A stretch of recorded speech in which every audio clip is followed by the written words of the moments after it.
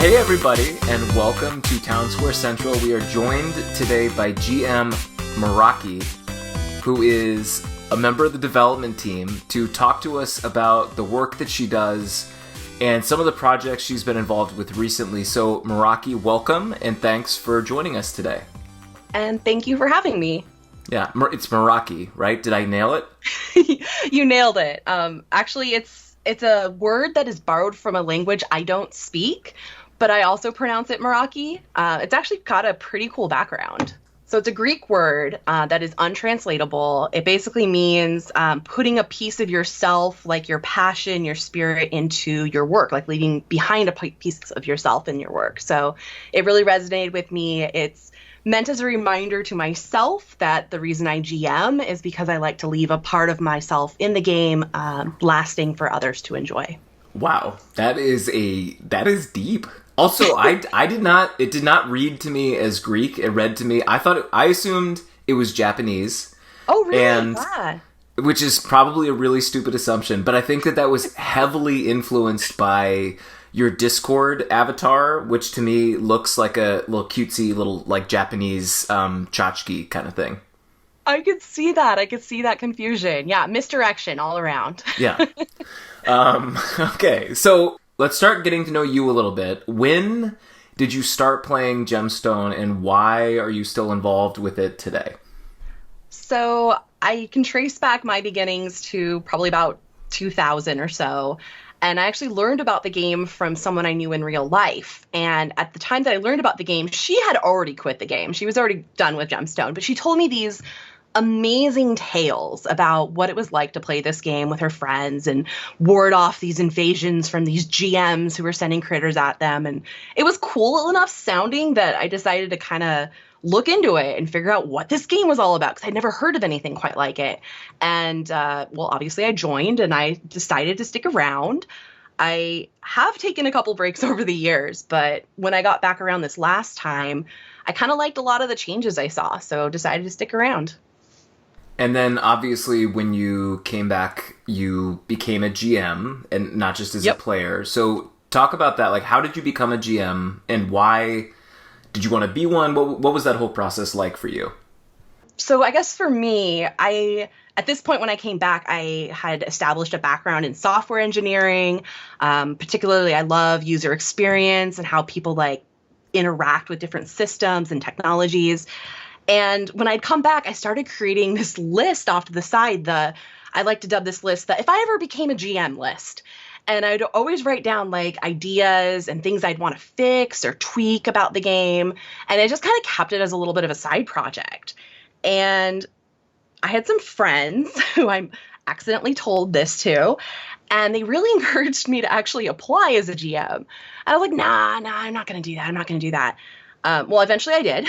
And I guess they liked my ideas enough that they decided to put me on staff. So here I am now. I'm trying to go down my list of ideas and things and stuff. Do you remember what the first thing on that list was? Oh, God, the first thing. It was probably a bug. I was definitely a player that did a lot of bug reports. I now have a line item list. I think I'm up to line item 761 now. Oh my God. Yeah, I write down a lot of notes. Wow. Okay. So talk then about what it's like being a GM, and how, of the 761 things that are on your list, how you get involved with the projects that you end up working on. So being a GM, I'm still a player too. I do want to point out that I still play the game, and when I'm playing the game as a player, I approach the game as a player just like everyone else. But when I'm a GM, it's like peeking behind the curtain, except for I get to choose what parts I peek at. So there's actually still a lot about the game that I keep kind of as a semi-mystery for myself. I don't always look at every single system that catches my attention. I like having some mystery still.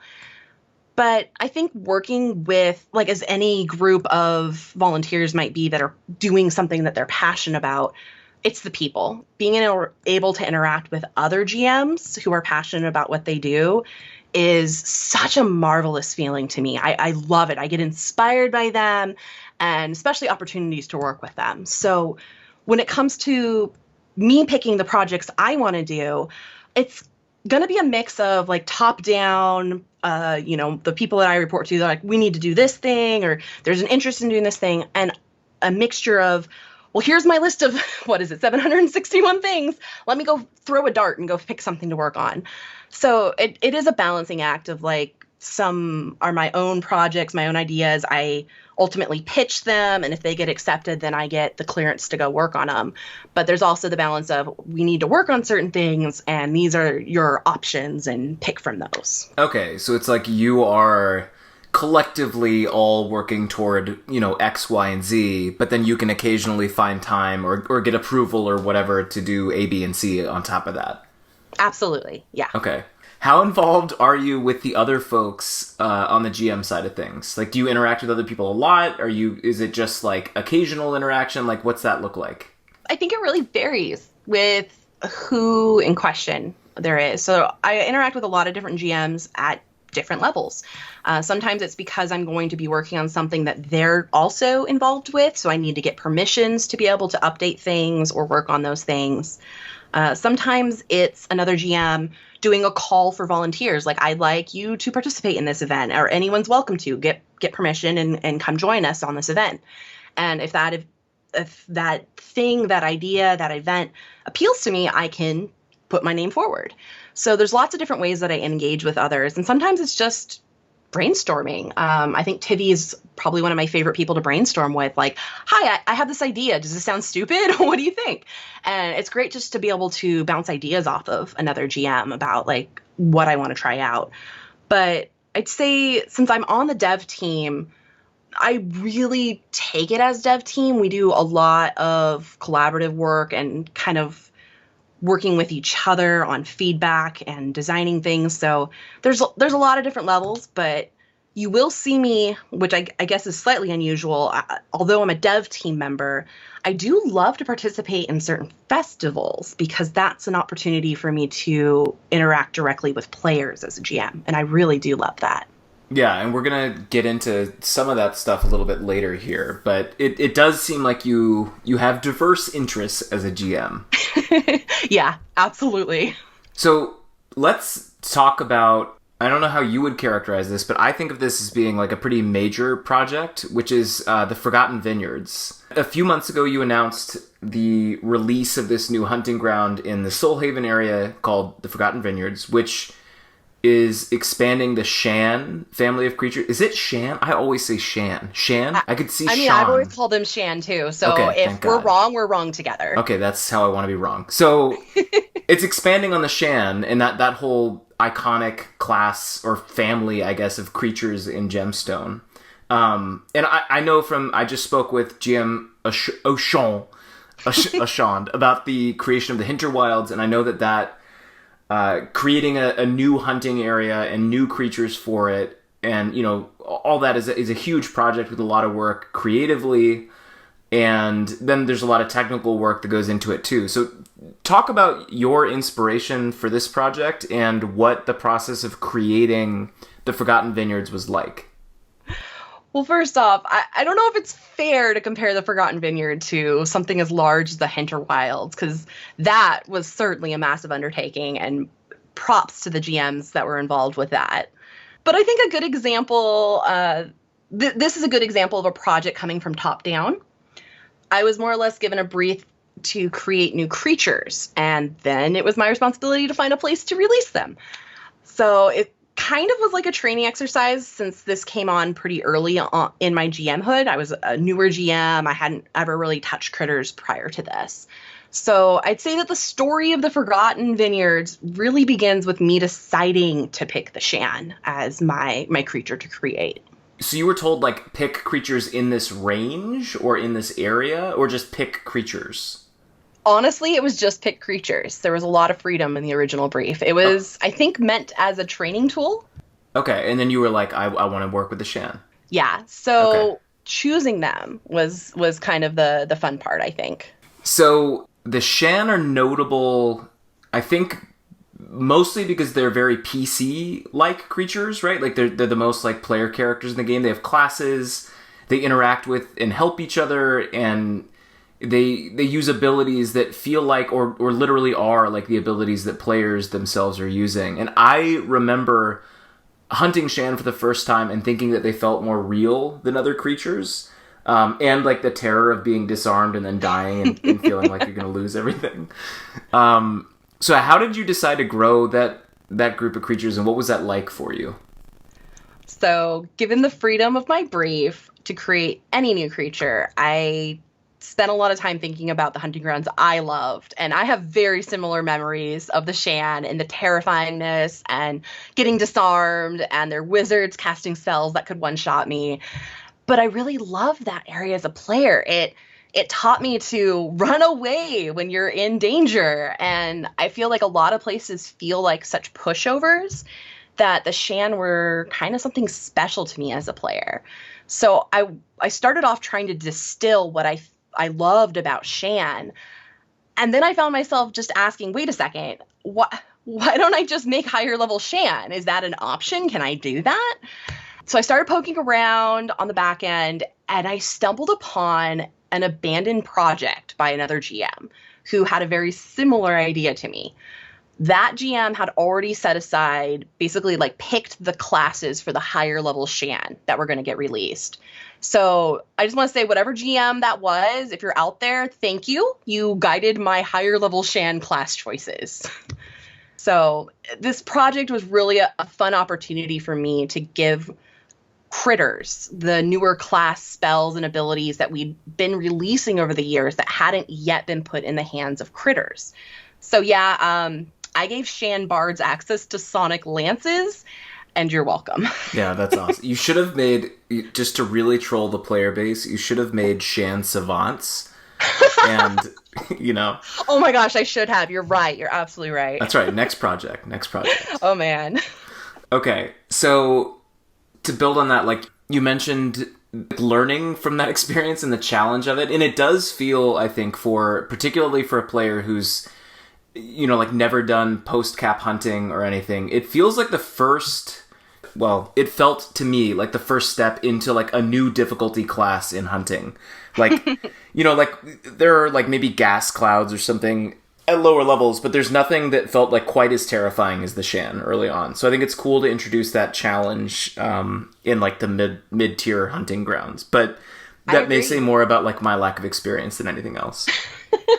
I can't tell you how many times I've died to the original shan, but died laughing, because the reason I died is I got greedy. And I knew at that point, the moment the death went through and got announced to the world, I had been greedy, and I should have left with those chests. Like, you see the wizard, and you're like, okay, I got this. And then like the warrior comes in, and you're like, well, the wizard's almost dead. Like I can probably do both of them. And then like you get stunned, and then you're like waiting a second, and then like two more bamf in, and you're like, well, this is it. It's all over. Yeah, I've been hoisted on my own petard here. Yeah. Basically, yeah, just that. So, I mean, I died a lot in shan, but I love the experience, and I wanted to bring that to even more players if I could. Yeah, it's good for you to bring death to as many people as possible. Now, you mentioned in the post that you made in Discord when you announced the release of the Forgotten Vineyards that you worked with a number of other GMs in this. I think GMs Lytle, I think it's Lytle. Lytle. Keelik, the dev team in general, and Tivy. Can you talk about what it was like collaborating with those other GMs, like on this specific project, and what roles they played in helping to make this new part of the game? The other dev team members, I think, were absolutely vital in helping me at all stages of the project, from like the brainstorming, choosing the shan, upgrading them, learning how to even make critters. So like all around, you know who you are, dev team, you guys are great. But with all the other folks that I mentioned, I'd say GM Tivy, she was probably the one that helped me the most in the earliest brainstorming of like, where do I want to put these shan? I've got them, but where do they belong? We started talking about like an abandoned estate with vineyards attached, and I absolutely fell in love with that idea. But of course, Tivy, being as busy as she is, she was unavailable to paint the area. So that's when I ended up reaching out to Keelik and asked for his help in bringing this area to life. And Oh my gosh, working with him was amazing. He did a great job bringing it all to life. And it was a little bit later that we brought in GM Lytle. At least I think that's how his name is pronounced. It's Lytle, for sure. It's canon. Lytle, for sure. Okay, good. He also had a hand in helping making the area fit the background and the history of the Soulhaven region, since he is the GM that, works in that area, and that's kind of his area of expertise. So fast forward a little bit, when it came to the time for the release, it was GM Lytle that led the storyline in Prime for the release. And it was actually, we left one off the list, GM Ubick. They worked with leading the storyline in the Platinum side of the release. So I basically worked as the technical support for the release events for both of them in the respective instances. Long story short, I love working and collaborating with other GMs when I get a chance, especially day event collaborations. Like I did one with GM Kenstrom once for the Graveyard Gate update, and that was an absolute blast. So yes, I'm a dev, but I do love collaborating with other GMs. Okay. So how have others received this? Like what do players think about this, this new area? Well, when it comes to what players like, they usually let themselves be known.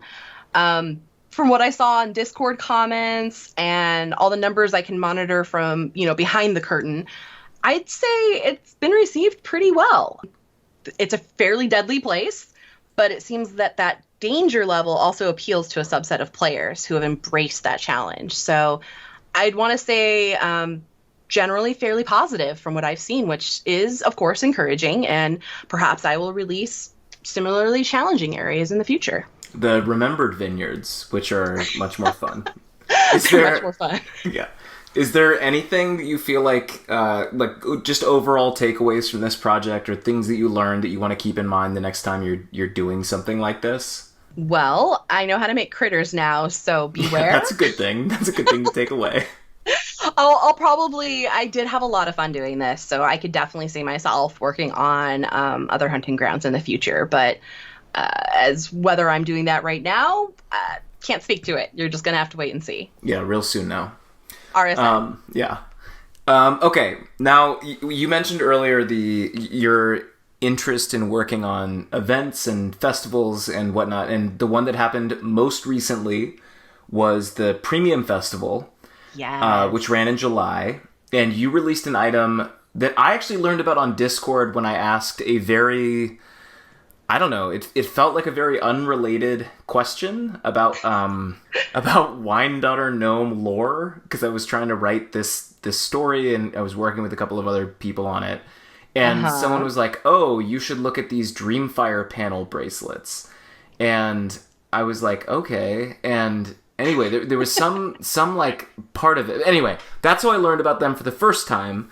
Okay. But you released these items, these Dreamfire Panel Bracelets, which are these Arithi fashion items that seem like they've been very well received by players. And I saw your forum post where you shared that your store selling these did, what was it, 104 million silvers in business, which is, an impressive, or it seems like an impressive number, right? It felt impressive to me. I've never seen those kinds of numbers before, so I was a bit in awe at how quickly folks were willing to put silver down for something I created. Yeah. Well, so talk about how these items came to be. Oh gosh, the Dreamfire Panel Bracelet backstory.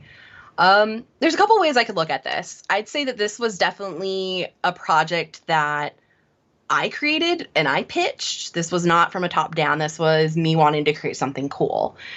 And it kind of came on the heels of me creating a different something that was cool. But since that other something was so mechanical, I was extremely limited on how much I could release. And that made me sad.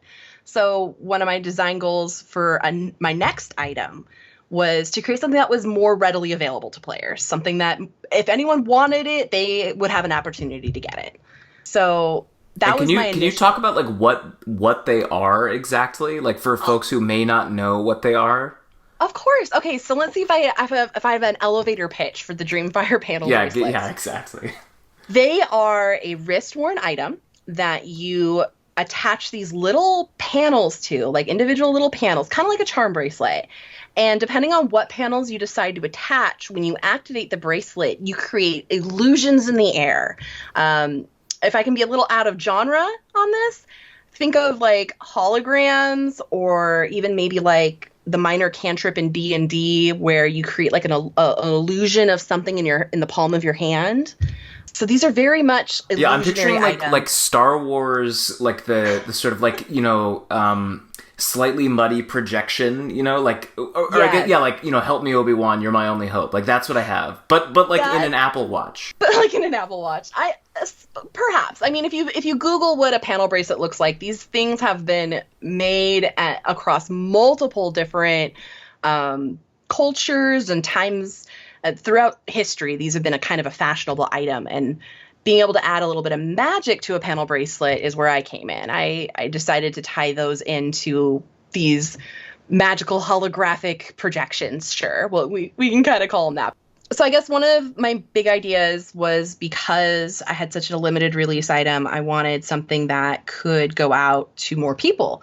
So the Dreamfire Panel Bracelets actually started as, I called them Dreamwalker Panel Bracelets, because my original idea was that these were items that existed that storytellers could use to help create dreamlike imagery to help tell their stories. And of course, they've evolved beyond that. And I actually encourage players especially, to come up with new ways to use this imagery creating device to do more than just storytelling. For instance, I think I dropped some hints that they could be used for gambling. Like, you could maybe make a drinking game out of them. They might be used for fortune telling, because you can vary up the images and choose them yourself. And there's some randomizer options in some of the unlocks. And really, I just wanted them to be like at the core, something that can create cool illusions and give you that feeling of, hey, I'm in a magical, mystical world. Magic is all around us, and this is just like a product of that. This is something that is now being mass produced, and people are using it. And people will do what people do when they get their hands on some new cool item creation. So let the ideas run wild is really what I would say. Yeah, and I guess when you create something that is both flavorful and customizable and flexible, you're gonna get a positive response, right? And these have been well received by players. Do you have any ideas why? Is that it? I think a lot of what I've been seeing, and I can't speak for the players. Players are going to do what they want to do, but I think some of the allure of it has been the customization. I knew if I released something, especially something that was this highly customizable, if I gated every aspect of it behind GM interaction, like getting a gald for it, for instance, it was not going to go anywhere. No one would be interested. Too many gating mechanisms. So, you'll notice with the initial launch, I actually released over 700 images available immediately for players to draw on and use to customize their panels. And the only reason I was able to really do that is because we had the tattoo table in the game, right, which was full of awesome images. So that was a part of one of my design constraints, is if I created something that was highly customizable, I needed a way for players to, on their own, customize it. So I think part of the success was me finding the right balance between customizable and from like a GM standpoint or GM interaction, and from the player standpoint, because I released all those images. I released a lot of certificates that not only help you unlock the item, but to also customize it. So players are really given a lot of opportunities to make these their own. And I know that you also worked with GM Xinwen on the lore behind the item. And and she wrote a piece that's on the Gemstone wiki page. But can you talk about what it was like to sort of build the technical side of an item, I guess, like to be creating it or coding it or whatever, and then having someone else working on the creative side and figuring out like how to sort of insert it into the game? Like, what was that like working with Xinwen in particular? Oh gosh, those are two very big questions. So let me speak to the technical side first, and then I'll circle back and talk about Xinwen, because Xinwen's amazing. So first off, when it came to initial design, like I said, I have a software development background. I really wanted to focus on design constraints because when you have design constraints, you get very creative and you create really cool things. So one of my design constraints was, yes, I want it super customizable, but unlike the charm bracelets where I would like collect a charm bracelet and it would have a bunch of charms on it and then I put it in my locker and it basically took up my entire locker space, I needed to make these so that you didn't feel weighed down by them. So one big thing I wanted to do is when the panels are attached to the bracelet, they count as one item together. That way you're not hitting your item limit or taking up all of your locker space with these, as long as they're attached to the bracelets, to be clear. And I think I kind of talked a little bit about all the customizations I did, but I think one of my big reasons why I chose storyteller panel bracelets to begin with was an early core memory for my own self in Gemstone. Mostly harking back to, I remember leading an event one day for like one of the groups I was part of, and it was a storytelling event where you passed a stick, like a talking stick around the room, and we started off the story, and every time the stick got passed, the next player adds a paragraph, and it's all the same story. You all work together and collaboratively create this adventure that unfolds before your eyes, and no one knows where the turns are going to go. And I found that was really fun, and I hadn't really seen a lot of that sort of storytelling style in the game since I came back. So I guess my nostalgia hit was wanting to do that and do it in such a way that it made for an interesting dev challenge, something that my brain could pick apart and try to put back together in a meaningful way. So for as far as like the dev side of things go, that's probably the best way to sum that up. Okay, so the technical thing is really interesting, and I like, I'm not a software developer, so this is not how my brain works, but the idea of like, oh, this constraint leads to some interesting opportunities is a cool way of thinking about it. What about the other part of that question? Like, how did then it go from, here's this cool thing that I'm making to how does this fit into Gemstone and your work with Zinwin? How did that happen? So as ideas typically go, they're organic. They are built up over time. I had this base idea, but I did struggle a little bit with how do I make this fit into Gemstone. So I started kind of looking into what illusions already exist. So we have things like sorcerers casting illusions from the guild. We have illusion props, things that can kind of like create illusions around our characters. We have the shimmer trinkets, which are illusion magic. And we've kind of established almost like the mental spell list as having some ties to illusions as well. But when I went through all the different races, none of them jumped out at me and specifically was like, I am illusionary. Pow, hit me in the face. It's obviously me. So I kind of had the ties into D&D. I was thinking about how they had like I want to say they were gnomes in D&D that had illusion.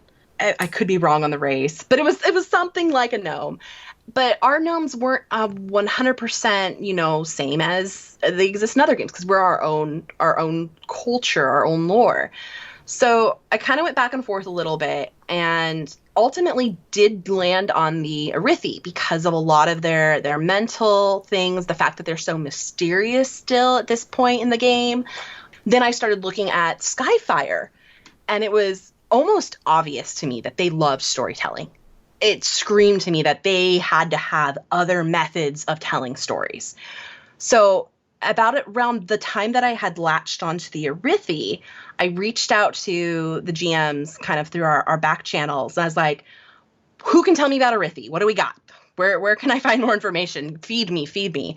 And that's when I got pointed to Zinwin as, the Arithi person in the know. And I got to say, I approached her and I started just bouncing these ideas off her like an old friend. And because of these conversations, I was like, well, what does it look like when they tell stories? How can this tie into Dreamfire? That's how we actually changed the name from my original Dreamwalker panel bracelets into Dreamfire panel bracelets. Because my conversations with Zinwin actually inspired her to find the lore hooks, to find and build upon the ideas and the foundations that I had started to make them more Arithi and fit into the lore of the world. So it really was like a sort of back and forth thing, which of course it was, right? Like that's how these things go. But it's interesting to hear how that happened in this particular case. Oh, it was absolutely organic. Like to have a single GM know everything would be, well, I'm sure there are some GMs that pretty much do know everything. But for me as a newer GM, that would be ridiculous. Of course, I have not met any... I've not met any GMs that would claim to or that I think do. I think there's one player who might come close to that. There are some people that just know something about everything, and it just blows my mind. Like, there are some very knowledgeable people out there when it comes to Gemstone and the lore and the history, and it is amazing to witness. Yeah, I'm thinking of Zorus. Funny, I had a similar name in my head, too. Yeah. Yeah. So, this was absolutely a collaboration, and it grew and became an even better thing as a result of that collaboration. Which is the beauty of collaboration. Now, this is not it's not the first neat zesty item that you've made. You made the Fashlone Forbidden Books, which I think was released at Ebongate, right? Like a few years back? That is correct, yes. Okay.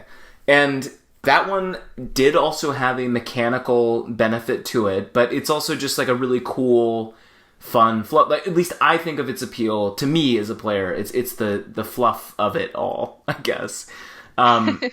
So how do you approach designing something that is a fluff item to make it engaging and interesting for players? Like, how do you get people to want it? Oh gosh. You pray. Yeah. You come up with something that you know that you would want and that you would love, and hope that there is at least one other person out there. I kind of joke about it, but in reality, when I was working on even just the Dreamfire, I kept going, well, if one person really likes this, it was worth it. Right. Meraki, right. Keep going. Yeah. So, but no, really, if you can find an answer to that's always encompassing, let me know. Okay, I'll hit you up on Discord when I get that one solved.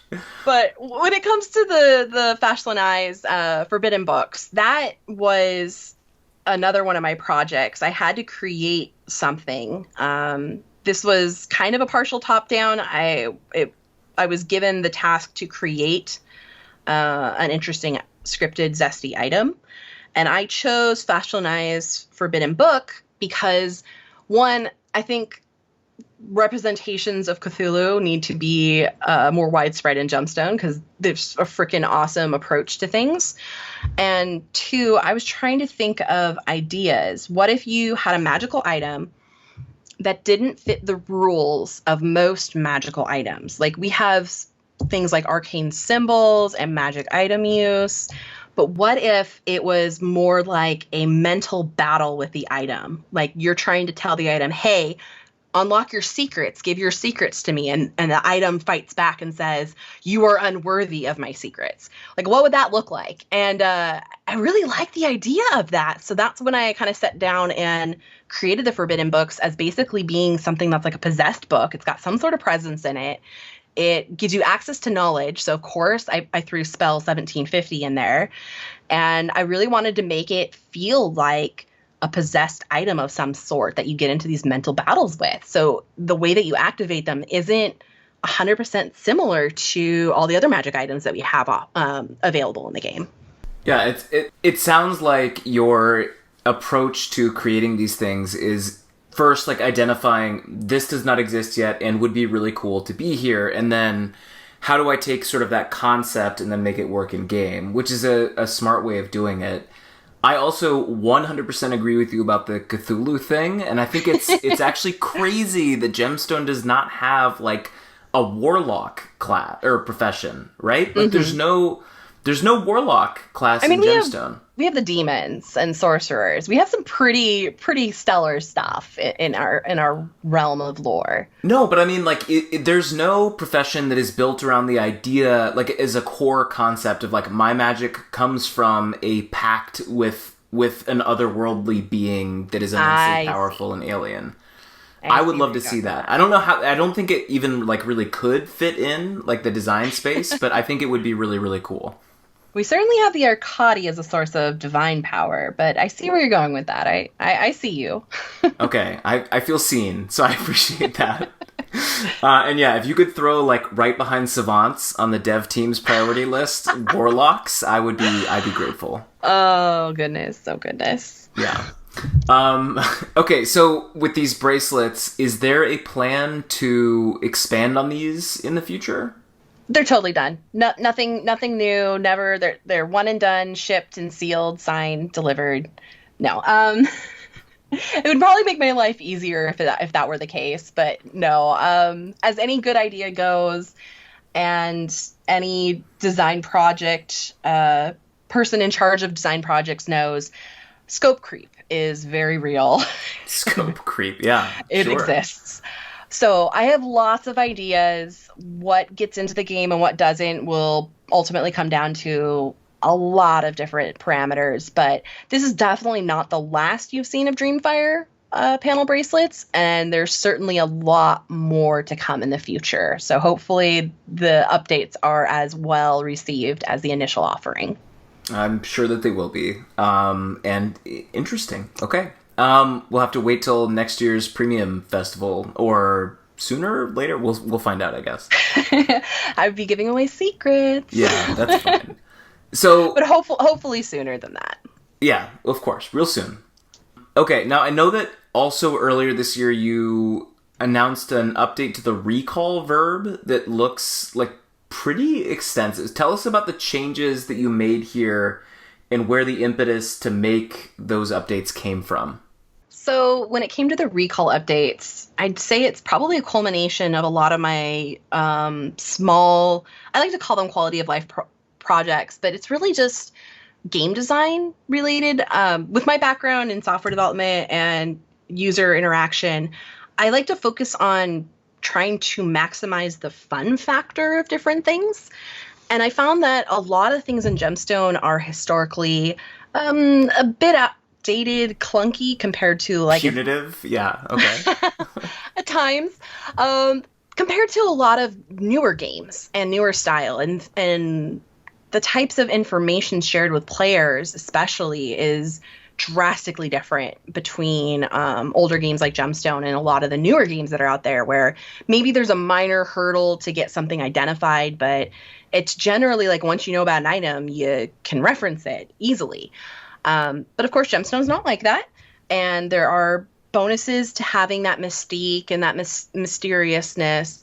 But in all reality, raise your hand if you're a player who keeps an Excel spreadsheet just so you know what all your stuff does. Because that's certainly me. I don't know how many of you are out there, but keeping track of what my items do is always been kind of this overhead time sink that goes into playing a game like this.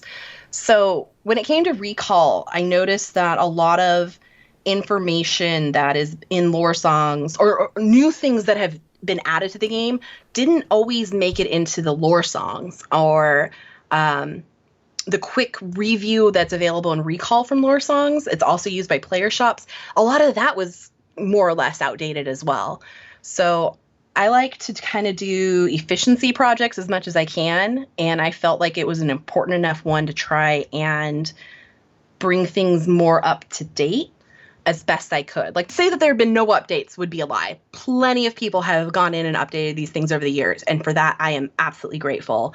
But I felt like there was still a lot missing, and even I didn't know the entire scope of that. So I kind of made it my project to get the permission to update what information systems we did have to be able to provide more relevant information for players to be able to easily access. Yes. Okay, so whereas before, you might find an item that you really loved or have an item that you really loved, and you'd, analyze it or inspect it and get like a vague sense of what it did, or maybe like depending on your profession's abilities or whatever, like you might know something about it, but it was still like kind of a black box unless you had taken really diligent Excel notes. Whereas now, using recall, you still have to get the item lore sung too. Like sure. That stuff hasn't been removed. You definitely still want to be friends with a bard. Of course, bards are wonderful. We're great people. Yeah, oh, absolutely. A lot of the little information on the item maybe wasn't included in that blurb. So knowing what kind, if you had like greater or lesser Saruta, they both act very differently, but no matter how you analyze, inspect, lore sing, or recall to it, it wasn't always clear which one you have until you actually go out and use the item. You could figure it out if you use the item, but if that item's up on a player shop, you don't know if it's lesser or greater. And that felt like a disconnect to me. Yeah. So finding those types of disconnects where like the information was known at one point, why is it not known now? That was something that really resonated with me, and I really wanted to bridge that gap. Okay. And I mean, that totally makes sense to me.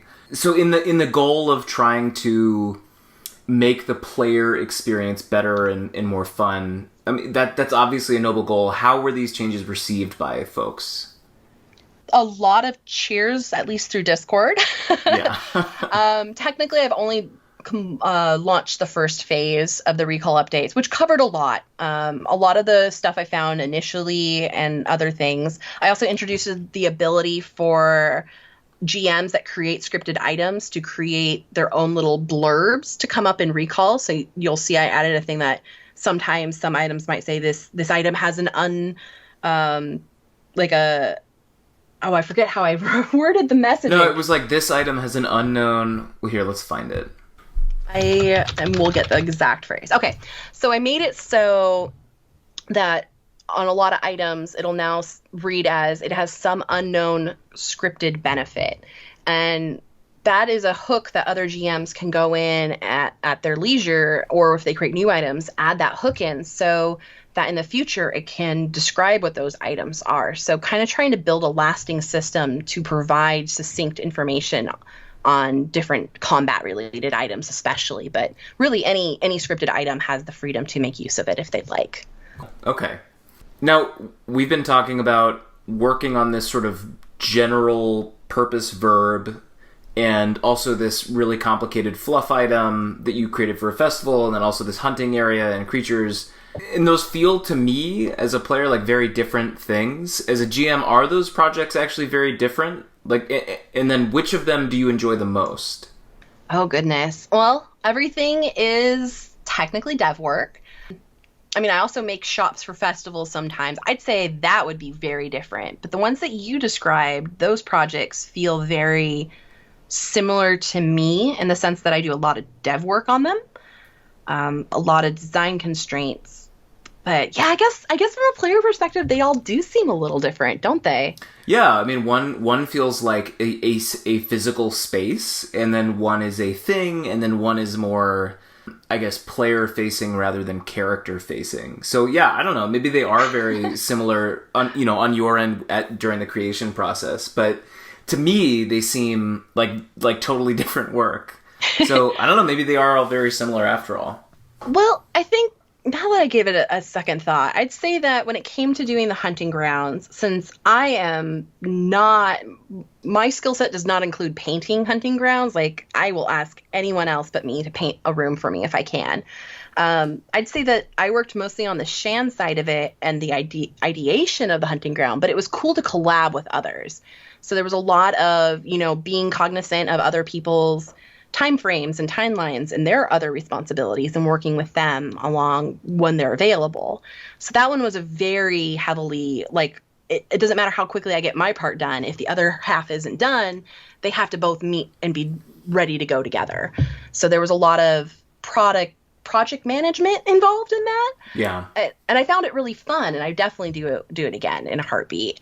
When it came to creating Dreamfire and even the Flash Linnaeus Forbidden Books, that was so reliant on me and my time. And yeah, sometimes I needed help or I wanted to run ideas by others, but I wasn't held back or waiting for others to finish their portion. I did all the dev design, I designed the items for Dreamfire. I did all the dev work for it, and I wrote all the messaging for it. And so it kind of ticked a lot of boxes for me creatively, both on the message writing and the design as well as the dev constraints. So that item made me really happy, and it took a lot of work, but I absolutely adore how they've turned out. Watching people take something you created and run with it and make it their own is a magical feeling. I would definitely recommend that if you ever in an opportunity to do that, put something creatively into the world for others to play with. Absolutely do it.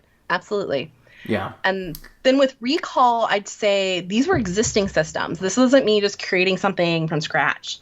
This was me taking the time to research, identify the issue, research, find a fix for the issue, and then seek permission to actually address the issue. And anyone that was involved, I had to get permission from like all involved parties before I touched any of their stuff. So it was all done by me, but there were a lot of components like checkpoints along the way. Yeah, there were checkpoints along the way for sure. Like I had to check in with other people and make sure that like this was the right approach and this is the information we do want to show to players. And traditionally, we only told them this. What else can I tell them? Like I don't know how obvious this was to players, but if you cast E-Blade for 11 on an item, it will now in Recall or in a player shop break it down for you how much of its bonus is coming from that spell and how much of it is innate. And it didn't do that previously. So like lots of little quirky things that I decided to point out for players now to hopefully make life a little easier. Now, you obviously have been incredibly busy this year. Do you have anything else that you're working on now that you are excited to share with the community or that you want to talk about at all? Oh, gosh. I will say that as a player, some of my fondest event memories certainly hark back to Premium Festival, which you've now seen my offering at Premium Fest, but also Ebon Gate. EG was always very exciting, very exhausting for me as a player, which is probably why I enjoy it so much when I play as a merchant at EG. That's definitely the festival that gets me to put on my merchant hat and come out and interact with people. But as far as anything I want to share with the community, I'm gonna have to leave it a little mysterious. I do have plans to attend EG. There may be more to that. I guess you'll just have to watch for the teasers, after all the other events that are coming out this next week, or, everything else that comes out between now and EG is off the docket. I'm sure you'll see me talking up in the EG side of things too. GM Meraki, thank you so much for joining us today. It has been really interesting to hear about all the work that you've done, and I'm sure that, like me, everybody else is really excited to see what you may or may not have in the works for EG and other projects to come soon. But yeah, thanks so much for coming on Town Square Central today. Really appreciate your time. And I appreciate you having me. This was a blast.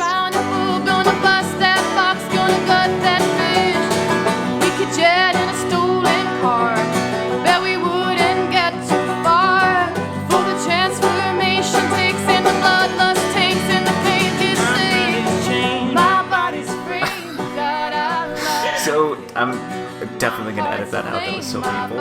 So, my response, not yours. My mind's changed, my body's framed, but God, I like it. My heart's a flame, my body's strained, but God, I like it. Charge me your daily rate, I'll turn you out in kind. When the moon is round, who's gonna teach you tricks that'll blow your mind?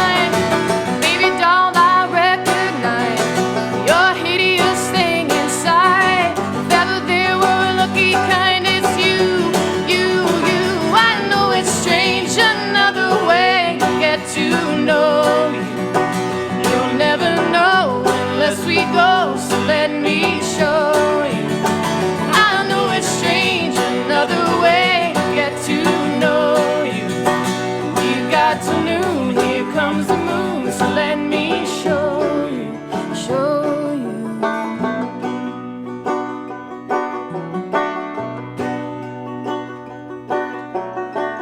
Dream me, oh dreamer, down to the core.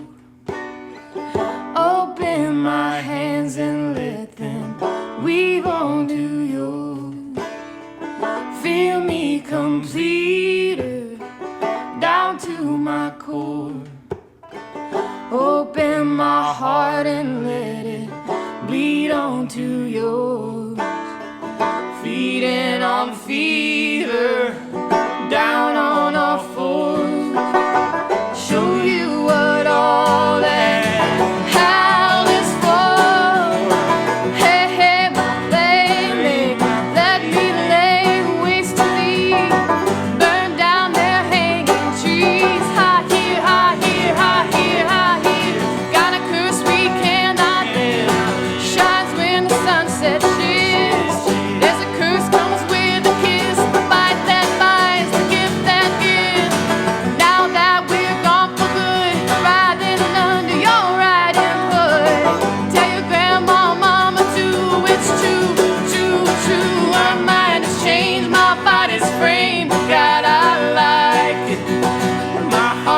flame, my body's strained, but God, I like it.